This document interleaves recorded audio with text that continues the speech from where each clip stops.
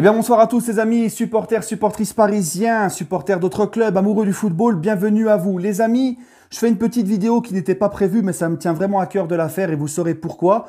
Je voudrais parler de Thilo Kehrer et on va y revenir d'ici 30 secondes.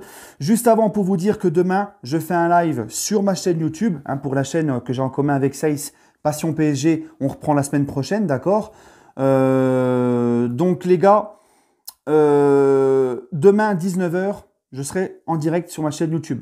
De 19h à 20h, il n'y a pas de thème, vous me poserez les questions que vous voudrez sur l'équipe de France, sur le PSG, et on parlera un petit peu de tout. Pour ceux qui ne seront pas présents demain à 19h pour le live sera en rediff. Bon les amis, ceci étant dit, j'aimerais vraiment, ça me tient à cœur de faire cette vidéo sur Thilo Kehrer. Voilà.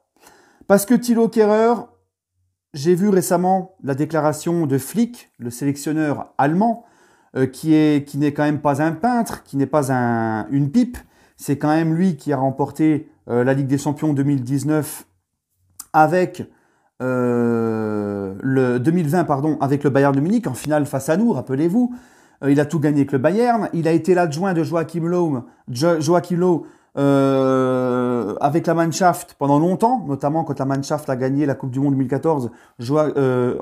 Flick était l'adjoint de Joachim Löw. Donc c'est pas n'importe qui, Flick. Et Flick, il a rappelé Kehrer. Il a rappelé Kehrer en sélection. Il a fait les éloges de Kehrer en disant que Kehrer a connu une mauvaise période, mais que Kehrer a travaillé et a retrouvé un bon petit niveau et il voulait lui redonner sa chance. Et hier, Kehrer, alors les mauvaises langues nous diront que c'est face à l'Arménie, mais quand même, quand je vois les Bleus qui en chient face à la Bosnie et tout, qui sont un petit peu à côté de leur pompe, Kehrer, qui ne foutait plus un pied devant l'autre non plus, c'est quand même à souligner, même si c'est face à l'Arménie, c'est pas une grande nation du football, il a fait un super match hier, Kehrer, avec la Mannschaft. Et il est sur la lancée, rappelez-vous ce que je vous dis dans mes débriefs depuis le début de la saison, Kehrer a joué les 4 premières journées de Ligue 1, il les a jouées, Kehrer, parce que Marquinhos est rentré tard, et Ramos, physiquement, est en phase de reprise.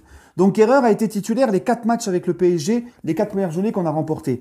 Et je vous l'ai toujours dit dans mes débriefs, à chaque fois je vous le dis, Kehrer, pour moi, retrouve un très bon niveau. Et depuis le début de la saison derrière, il fait ses matchs, il fait des bons matchs. C'est plus Kimpembe sur les occasions et les buts qu'on prend qui fait un petit peu, Kimpembe qui est un petit peu moins bien dans ses pompes, mais il va se ressaisir, je n'en doute pas. Kehrer, contrairement à Kimpembe, voilà, il fait ses matchs, il est bon. Et il retrouve un certain niveau. Et hier, il confirme avec la Mannschaft. Et pourquoi je parle de ça ? Parce que Kehrer a été pendant longtemps la cible des supporters, de beaucoup de supporters parisiens, sur les réseaux sociaux, les insultes, les menaces aussi. Rappelez-vous, l'année dernière, il a reçu des menaces, il en avait parlé.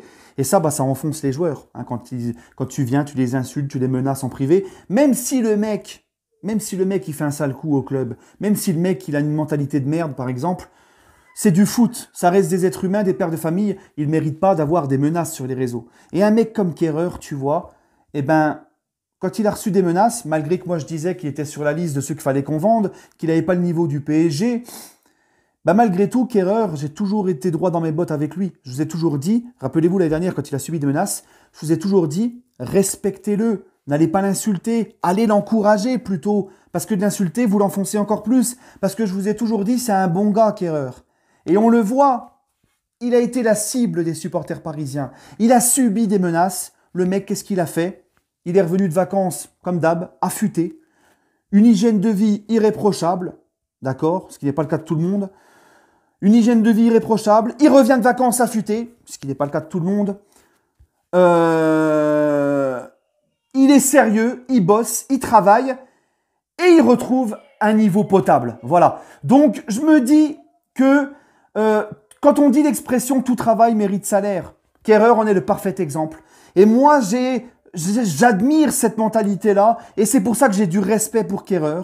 Finalement, je me dis, voilà, il est dans la rotation au PSG, il n'est pas parti cet été, mais Leonardo Pochettino, surtout Pochettino, est au quotidien avec ses joueurs et je commence à comprendre pourquoi Pochettino veut lui donner une chance dans la rotation, parce qu'il a travaillé, malgré les insultes qu'il a subies, tout, l'acharnement, il travaille, il est sérieux, il est respectueux, il est respectable. Et il retrouve un niveau potable. Oui, parce que comme je vous l'ai toujours dit, ça ne suffit pas d'être sympa au Paris Saint-Germain, d'être gentil et d'être respectueux. Il faut avoir un minimum de niveau. Mais malgré ça, il retrouve un bon niveau. Rappelez-vous quand même que Kehrer, quand on a été le chercher à Schalke, pourquoi on l'a payé aussi cher aussi ? Parce que c'était un crack à l'époque. et que le Barça était dessus, le Bayern de Munich était dessus. Et ce qui l'a enfoncé, ce qui l'a tué, c'est ce match face à Manchester 3-1 où il fait sa boulette, il a eu vraiment du mal à s'en remettre. Et Tuchel qui s'entêtait à l'utiliser à droite et latéral droit, ce n'est pas son poste idéal. Lui, c'est défenseur central. Et là, bah, tu vois qu'erreur, mentalité. Moi, je fais cette vidéo-là pour demander vraiment aux supporters parisiens de le respecter et de l'encourager. Parce que ce mec-là, qui a subi des acharnements et tout, bah, il a travaillé, il s'est remis, il a toujours bossé, il n'a jamais fait de vagues et ça commence à payer. Et moi, tu vois, des gars comme ça, je les respecte et je leur dis bravo. Un grand merci à Kehrer. Voilà. Bref, les amis, pour finir, j'aimerais avoir une petite pensée pour la famille à Jean-Paul Belmondo, à Bébel qui nous a quittés. C'était un monstre du cinéma français. Moi, j'ai kiffé de ouf tous ces films, en particulier un. Celui-là, il a beaucoup de classiques, Bébel, hein, L'As des As, Le Solitaire, tout ça. Mais il y en a un que j'ai kiffé de ouf, c'est Le Professionnel. Et en plus de ça, je suis beaucoup touché parce que Bébel, c'était pas non seulement un monstre du cinéma français qui nous a quittés, c'est aussi un supporter du PSG. Il a fait partie aussi du gang des chemises roses qui a permis à la création du Paris Saint-Germain. Il a fait partie des fondateurs du Paris Saint-Germain, Belmondo.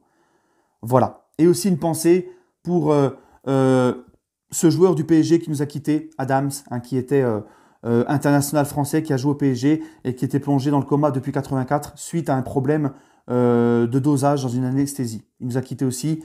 Donc voilà, un ancien joueur du PSG qui nous quitte aujourd'hui, plus Jean-Paul Belmondo, un monstre du cinéma français et un amoureux du Paris Saint-Germain. Voilà, grosse pensée à leur famille. Et voilà les amis. Allez, on se retrouve demain pour le live. Prenez soin de vous et du respect pour Kehrer. Voilà. Prenez soin de vous et allez Paris.